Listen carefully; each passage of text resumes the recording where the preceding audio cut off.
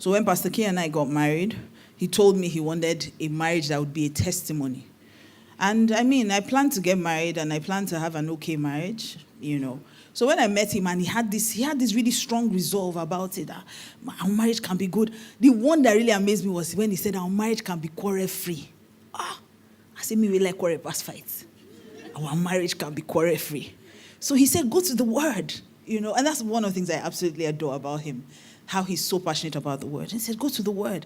Everywhere marriage is talked about, it is good.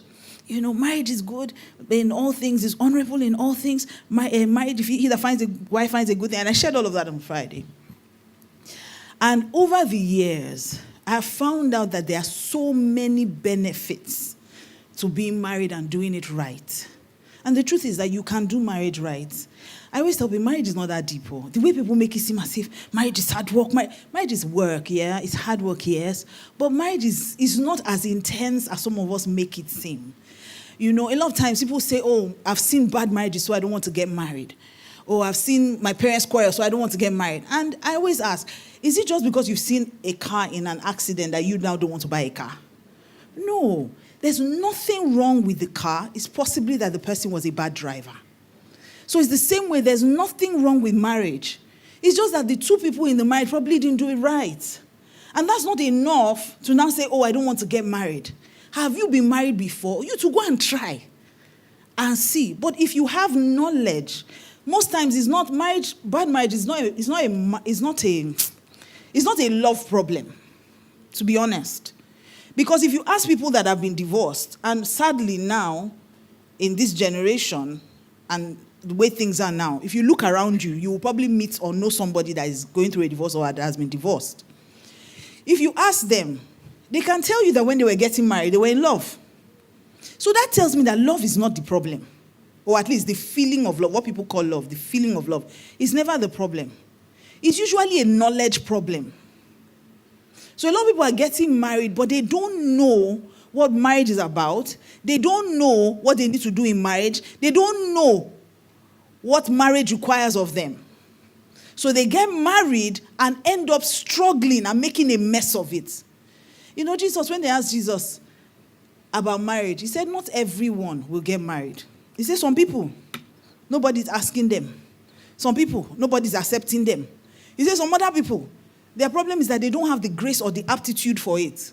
So there's a certain level of grace and aptitude that marriage requires. And Jesus says, if you are capable of it, by all means, get married. So if Jesus is encouraging us to get married, knowing fully well that not everyone will get married, right? So that's one thing that some of us need to settle. So stop running from prophet to prophet, pillar to post. Some of you are not called to marry. But he says, if you have the opportunity, then do it well. And that's what I came to tell you this morning. That if you have the opportunity to get married, do it well, because there are so many benefits to marriage. Okay, so I'll start with Psalm 128, the Passion Translation. In the beginning, the Bible says that it's not good for man to be alone. And God said, I will make him a helper. I will make him a helpmeet. So a helper that is suitable, adaptable, and comparable to him. And the reason why God said that is that if I bring someone else to this man's life, there are benefits that he would never get if he were alone. There are things that he will experience as a married person that as a single person he will never ever achieve it. Am I saying that marriage is by force? No. Marriage is not by force, marriage is by choice. But if you choose marriage, I'm telling you that there are benefits to it if you do it right. So give me Psalm 128, the Passion Translation. Thank you. It says, a song of the stairway, how joyous are those who love the Lord and bow low before God, ready to obey him. Your reward will be prosperity, happiness, and well-being. It says, your wife will bless your heart and home. Your children will bring you joy as they gather around your table. It says, yes, this is God's generous reward for those who love him. Marriage is a reward. Having children is a reward.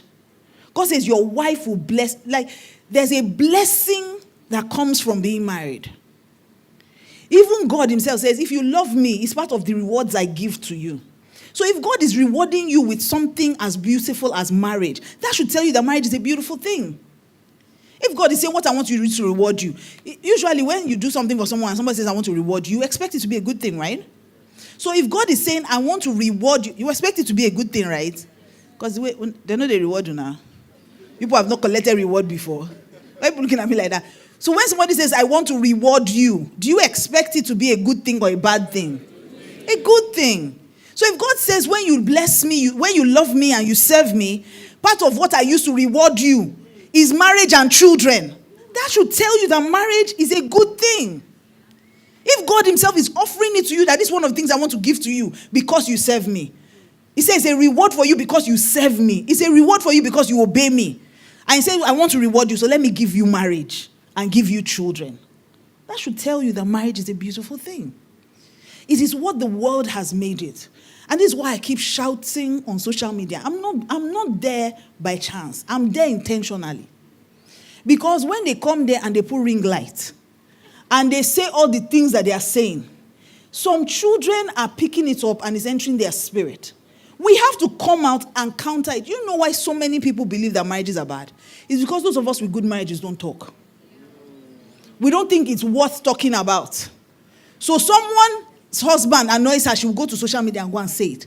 And then all the young people are saying, oh, so that's how marriage is.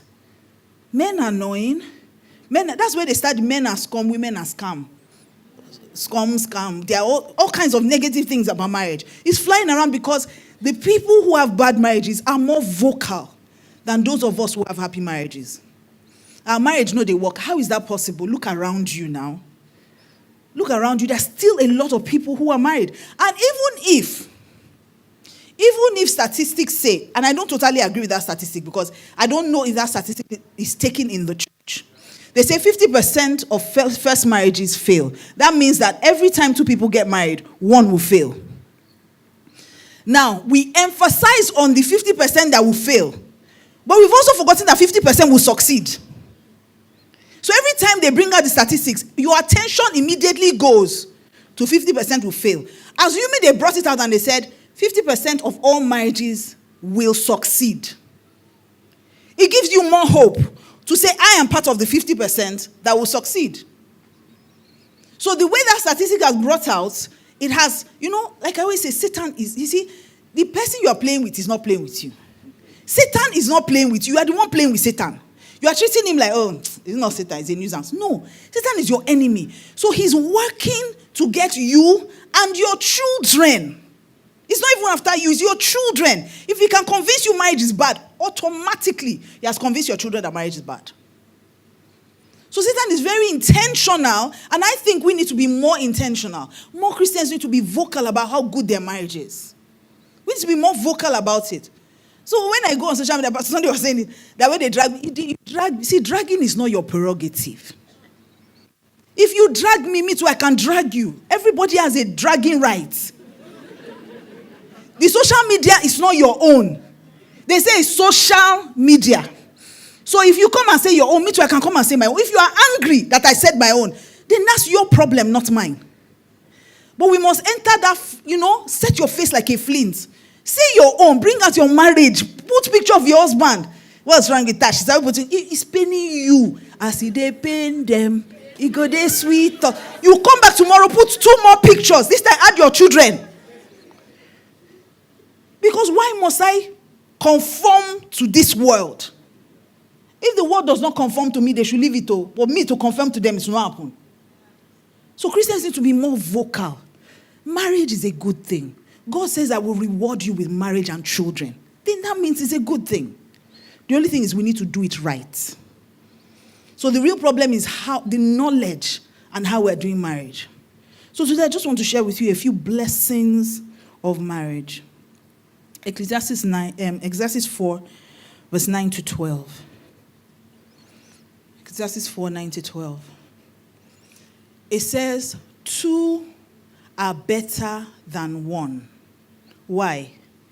Because they have a good reward for their labor. 2 are better than 1. Just give me verse 9. Two are better than one. So interestingly, this morning, when I was meditating about, what I was going to minister this morning, the Holy Spirit just said to me, let's make it fun. So let's make it an acronym for beautiful. So I'm going to share with you the benefits that make marriage a beautiful thing, and we're going to use the acronym beautiful. So B is better. Marriage makes you better. Marriage is your last chance to correct your bad character.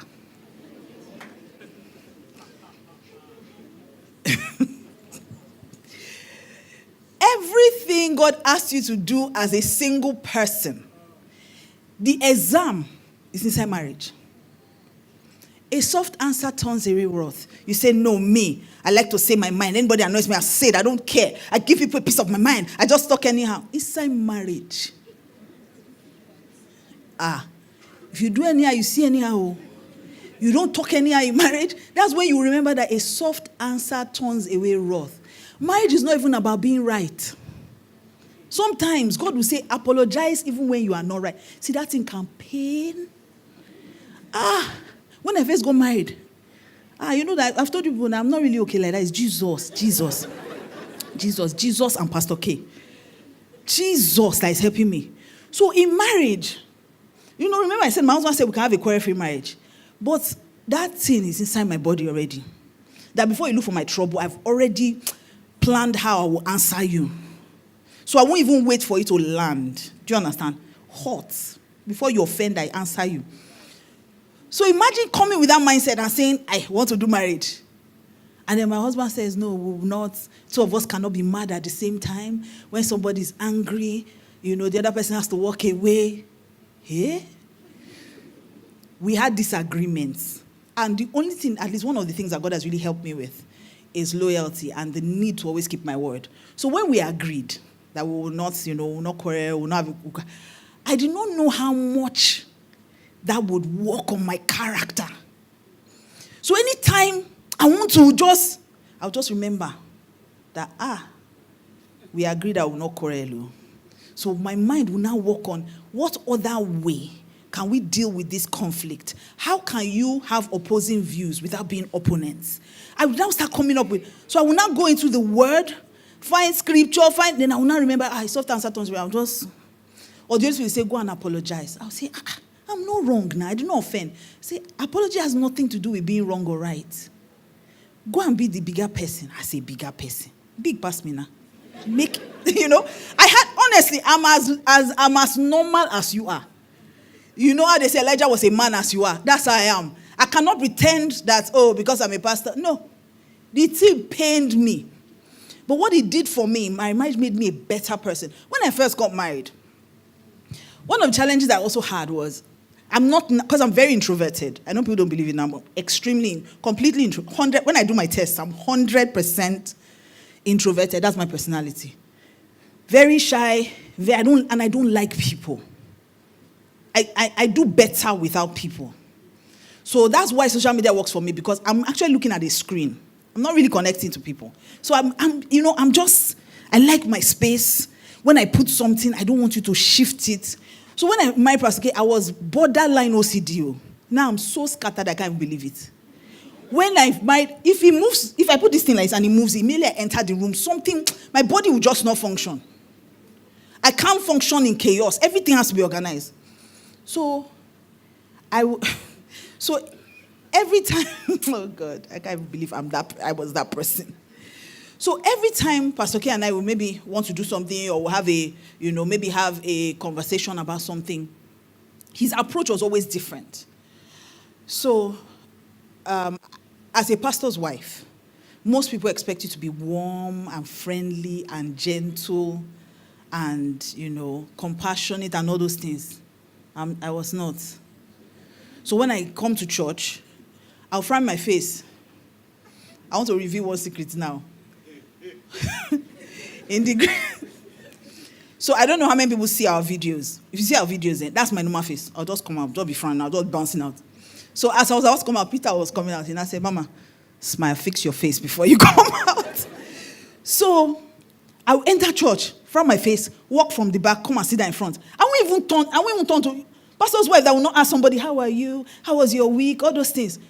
Because if I ask you I'm lying, I don't want to know, really. And I'm not really that good at lying. If you don't like me, I'm not offended, though. Because me too, I probably don't like you. Do you understand? That's how I was. I'm telling you, marriage makes you better. I'm going somewhere with this. I'm not just trying to show you my weaknesses because I want to. That's how I was when I first got married. This was over 18 years ago. So I would come from the back. I would just march from Pastor K. That two of us are walking. That time we couldn't hold on because if you hold on, you frustrate me. He will greet from the back. High five, chop knuckle, do this. Sir, you're going to preach. Focus. I'm going to preach. I'm meditating. I'm not smiling. What's funny? So I will march from the back. Just come and sit down in front. Especially if I'm preaching, I'm tense.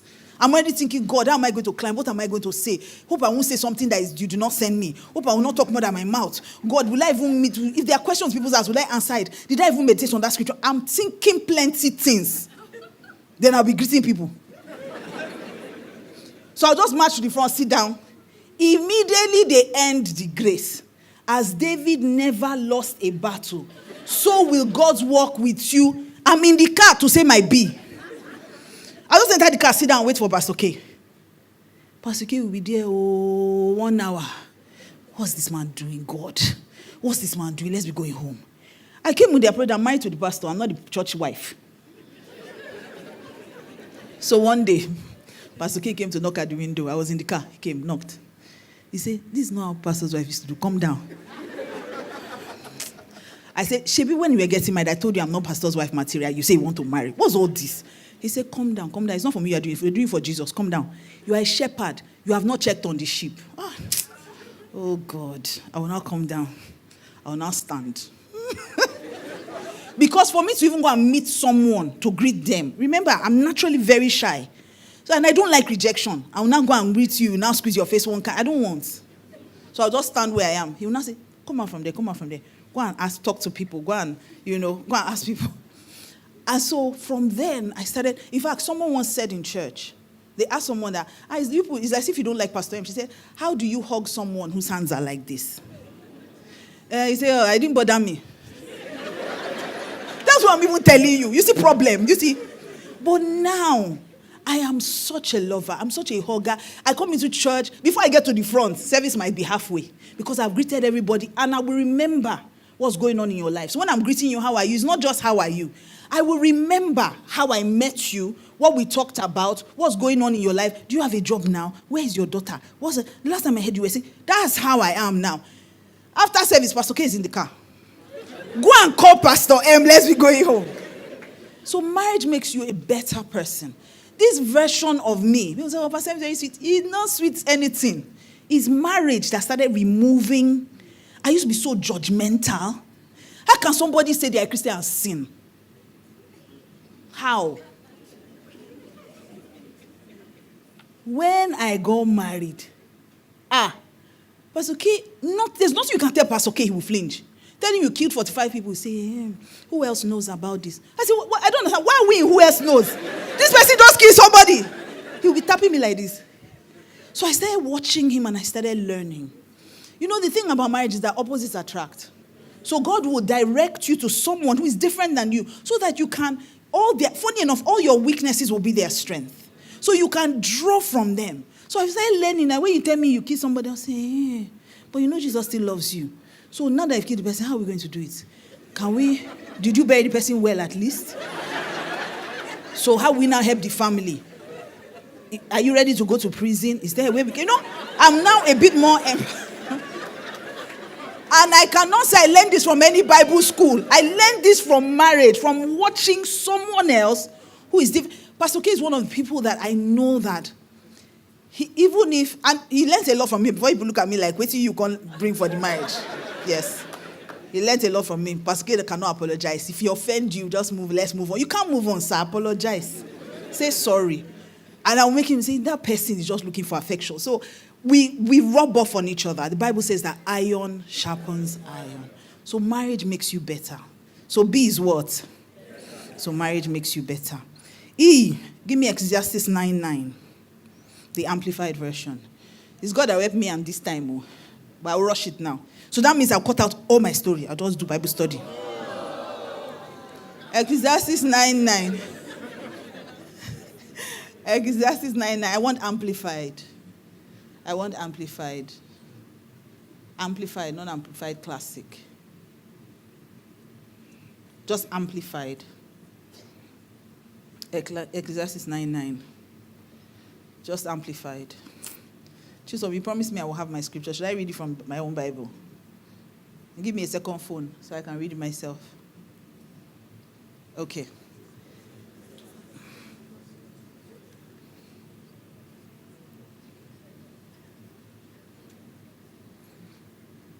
Sorry, I was really hoping that they would.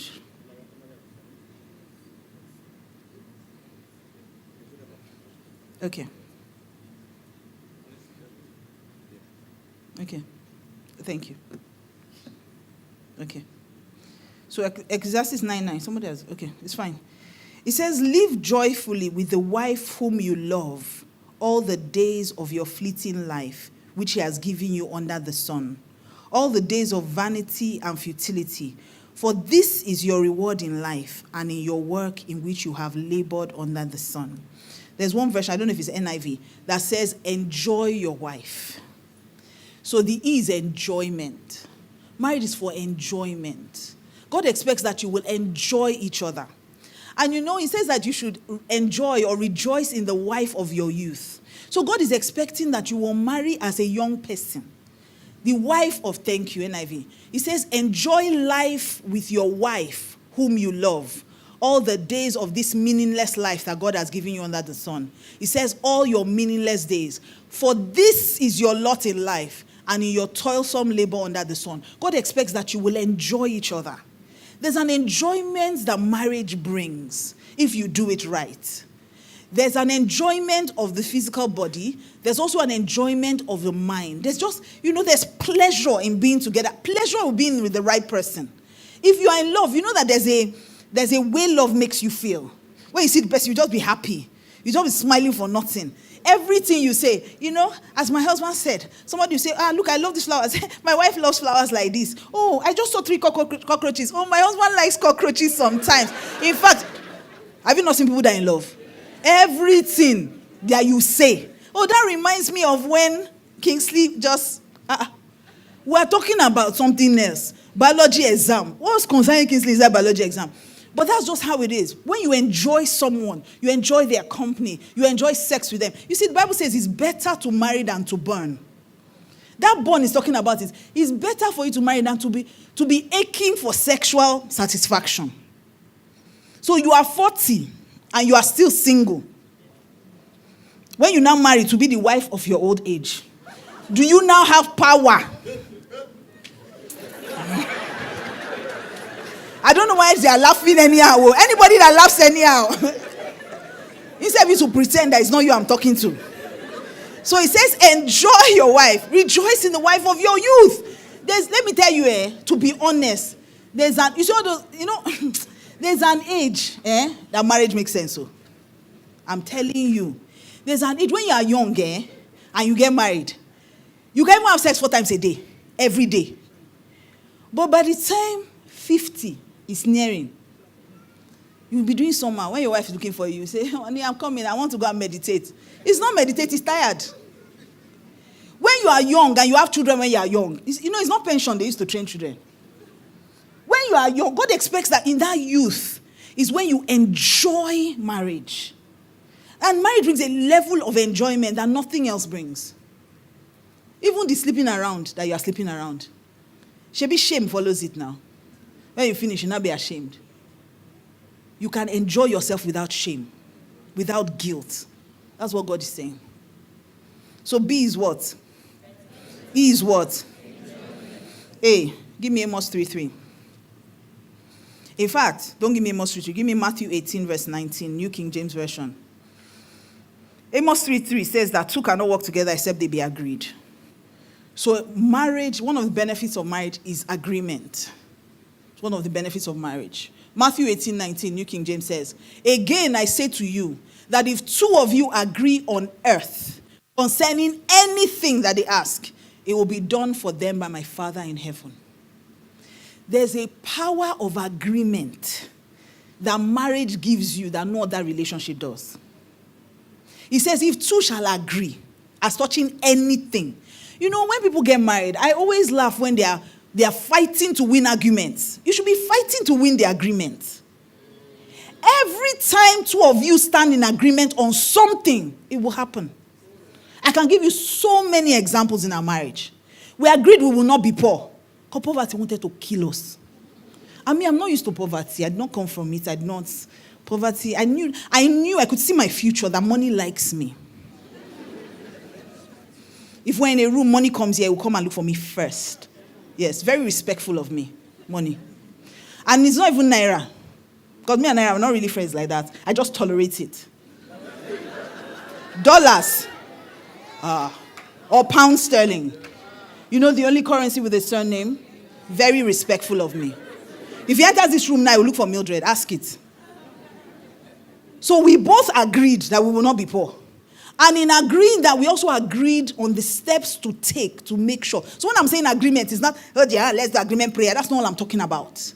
When you agree on something, you must also agree on the things you need to do to get there. So we agreed we're going to have a quarrel-free marriage. We've been married for 19 years. We thought my bad character will not once. Why? Because there was an agreement. There's so many things we agreed on before we got married. When I met Pastor, I've shared my story here many times. When I met Pastor, doctors told me I would never have children.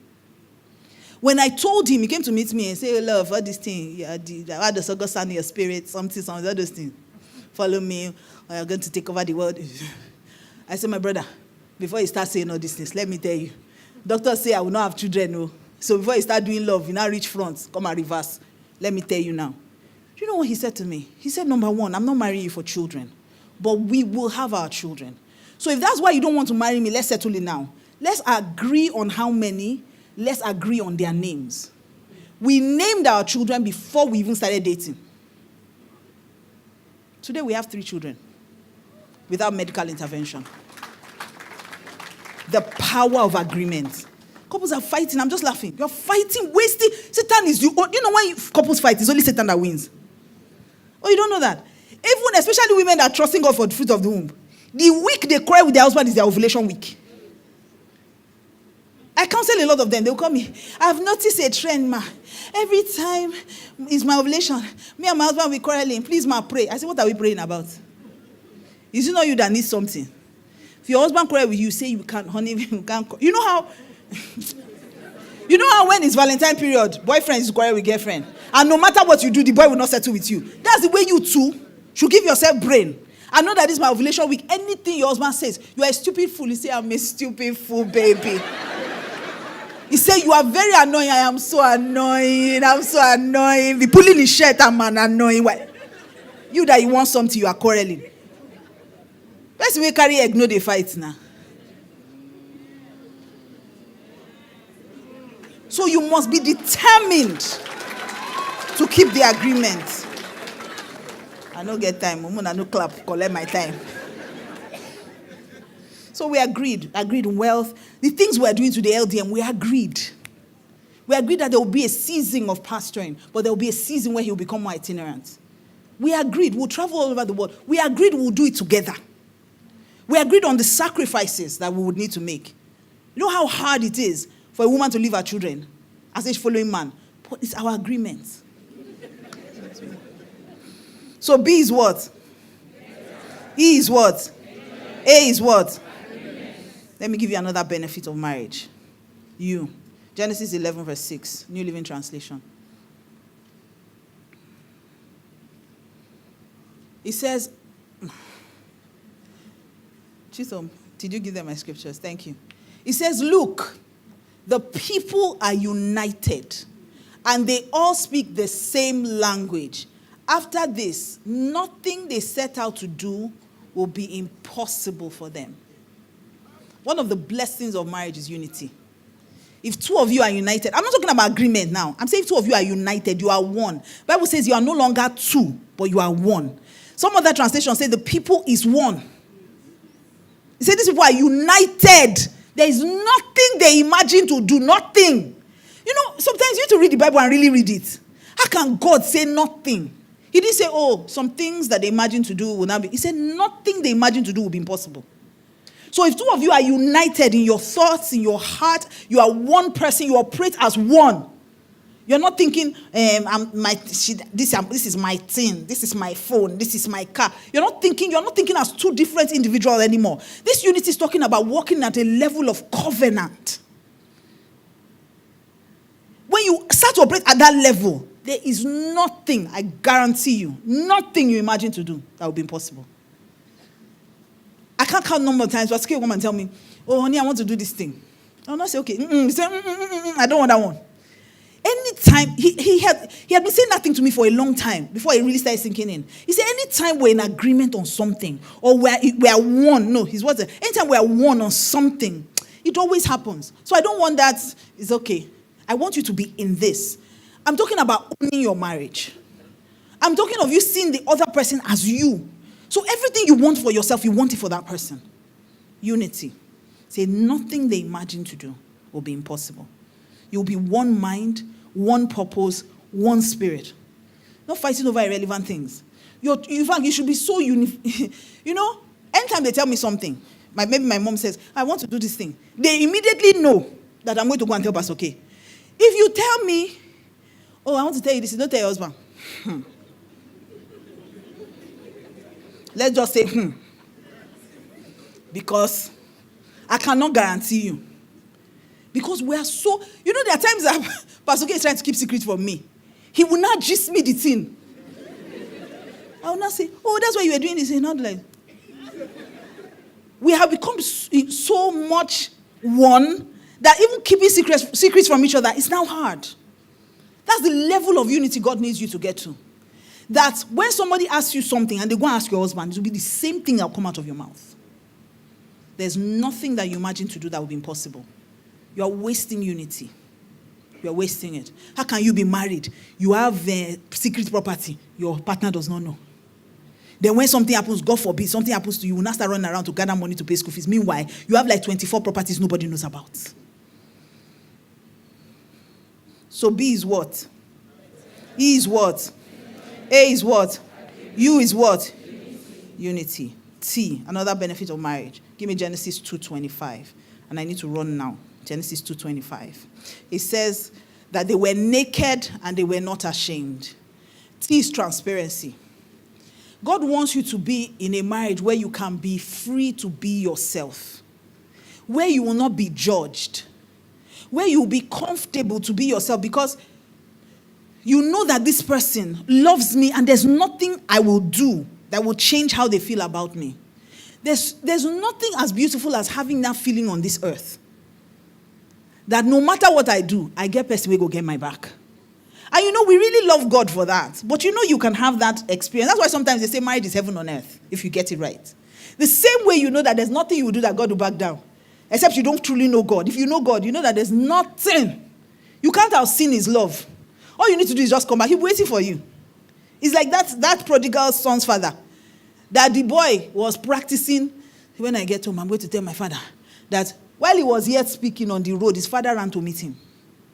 Removed, gave him ring, removed, give him the best robe. That's how God is with us. And that's how your marriage should be. That no matter how you behave outside, you know that there's somebody that will tell you that thing you did outside is not good, but will defend you. So you live a life where there are no secrets and there is no shame. Give me 1 John 4:18. 1 John 4:18. 1 John 4:18. 4.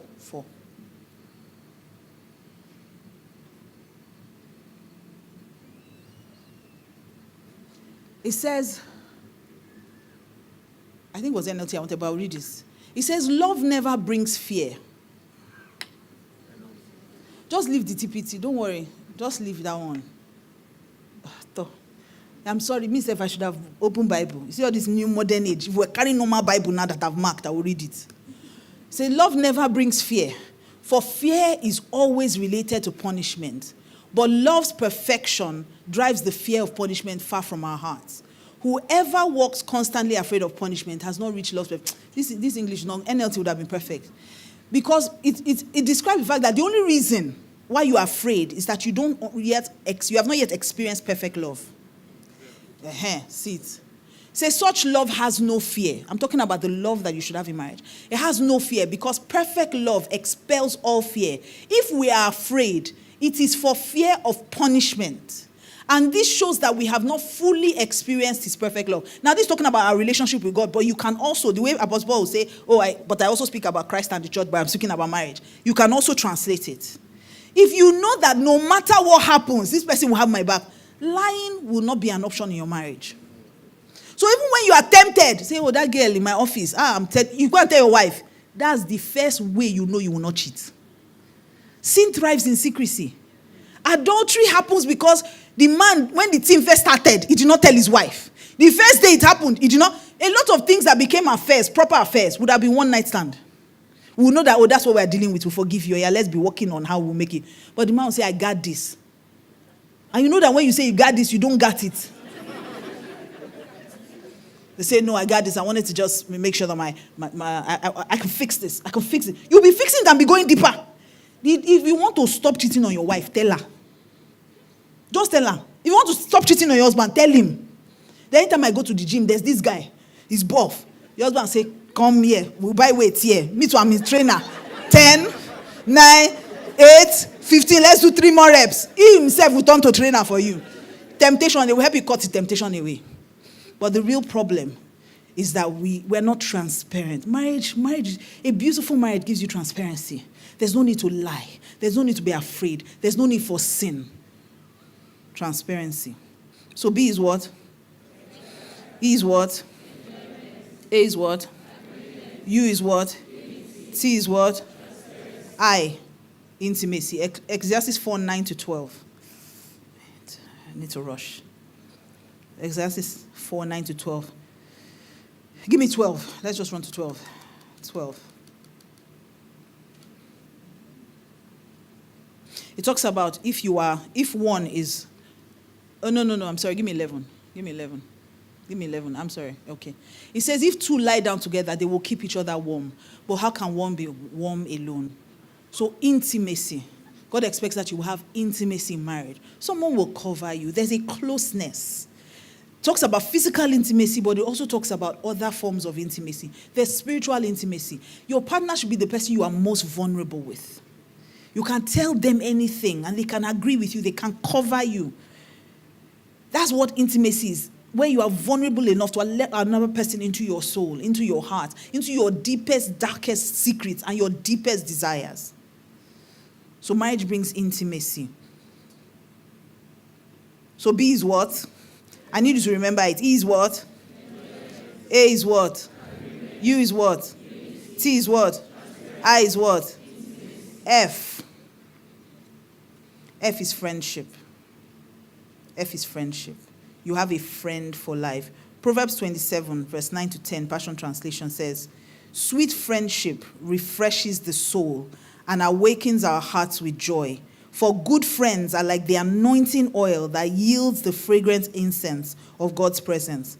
So he says, so never give up on a friend or abandon a friend of your father. For in the day of your brokenness, you won't have to run to a relative for help. A friend nearby is better than a relative far away. So when you have a friend in your home, that's what marriage gives you. Marriage gives you a friend. And you know the funny thing is that there are people that have been your friends for years. They are very annoying, but they are still your friend. Why are you guys still together? Because you are friends. You are friends. A lot of you are not friends with your partner. That's why what they are doing is paining you more than normal. Because that same thing, your friend will do it. You say, guy, that's the way you do not do them again. I don't like him. But if your wife does it, all hell will break loose. You are a mistake. I regret the day I married you. In fact, guy, waiting I do where your friend never do. But it's because you are not friends. If someone's your friend, there's nothing they will do. You will wait. This friendship is better than, see, the thing I'm gaining is more than what I'm going to lose. So let me just stick with this person. That's what marriage gives you, a friend for life. You don't have to go far to look for a relative. There's someone in your house. Someone close by is better than a far relative. So one of the benefits of marriage is that it gives you friendship. It gives you a friend for life. It's only death that should be able to separate you guys. So what is B? What is E? What is A? What is U? What is T? What is I? What is F? We're almost done. Another you. Proverbs 18:22 tells us that he that finds a wife finds a good thing and obtains favor. So you is unlimited favor. That's one of the benefits of being married. Unlimited favor. When I met my husband, there were many things that he wanted to do. But I understood that coming into his life meant that I was carrying favor. It says you are a good thing. And he that finds you finds a good thing and obtains favor. So I expected favor to happen for us. So I didn't look at it like it at the beginning. But when I got married, there were things, and I came in with the, what do you want? Because I'm a favor carrier. So women, you need to know who you are. So the man, in fact, I remember when we were getting married, and Pastor K said, you want to marry me that I don't have any money? I said, is it you that I'm looking at? A virtuous woman is a crown unto her husband. I'm a virtue carrier. If you find me, I'm a good thing. And when you find a good thing, you expect favor. So I know that favor will enter your life. You will never recover from marrying me. Is that But if you know who you are, you unlock the favor and the grace that you carry. There are many men, if they are honest, when they got married, things changed for the better. A lot of things that you were struggling with before started happening. So I remember when I came, he wanted to write books. I came on and I said, what do you want? He told me all his dreams. And I started knocking them off one by one. And every time I stepped out and said, I'm going to do this thing, God just backed it up with favor.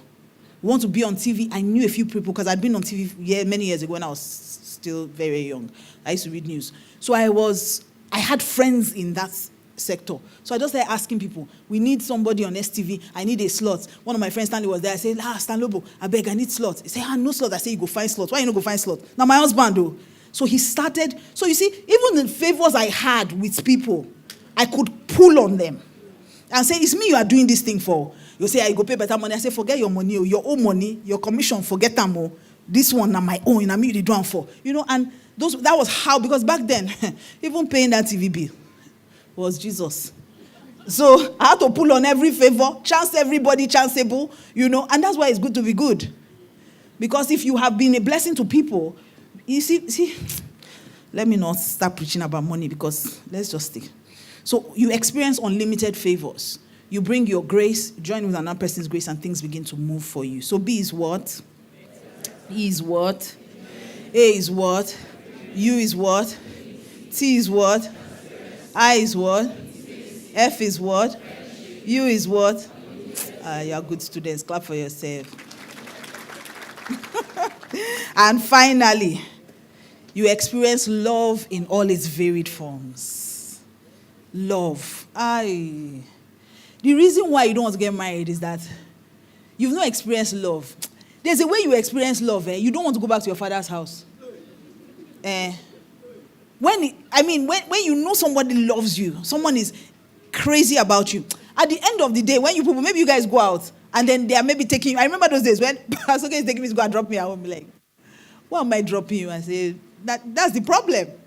Because you have not married me. You have to drop me for my father and suspend your love and come and pick me tomorrow again.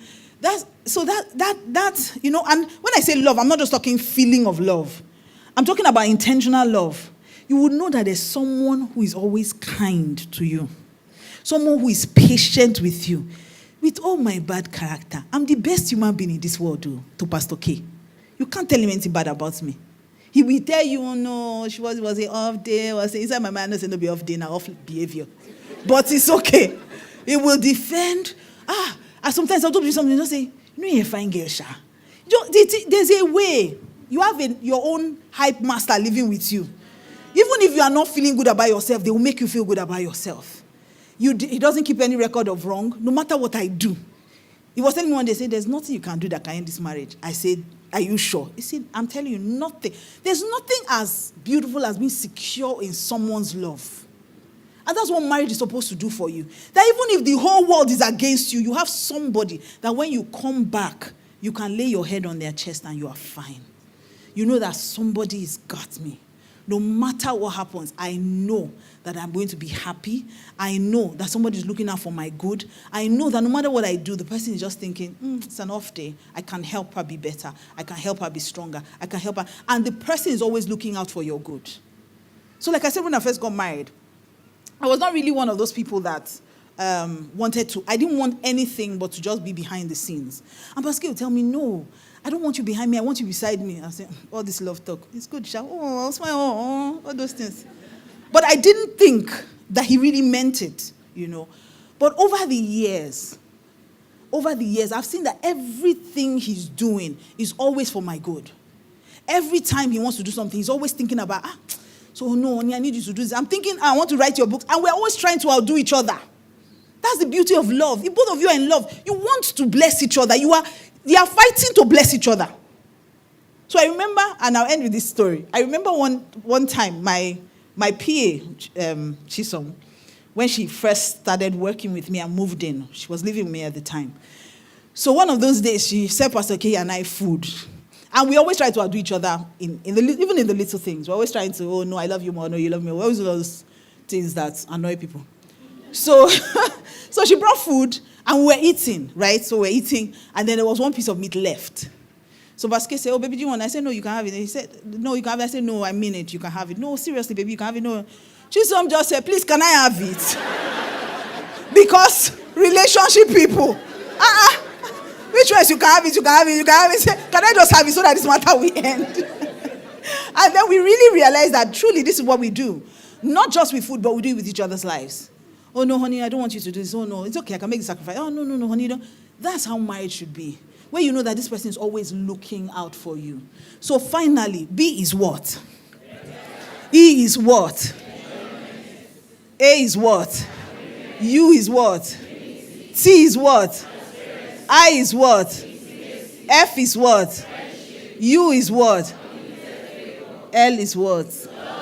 And with these few points of mine, I hope I've been able to convince you and not to confuse you that being married is a beautiful thing. Were you blessed this morning? Celebrate Jesus.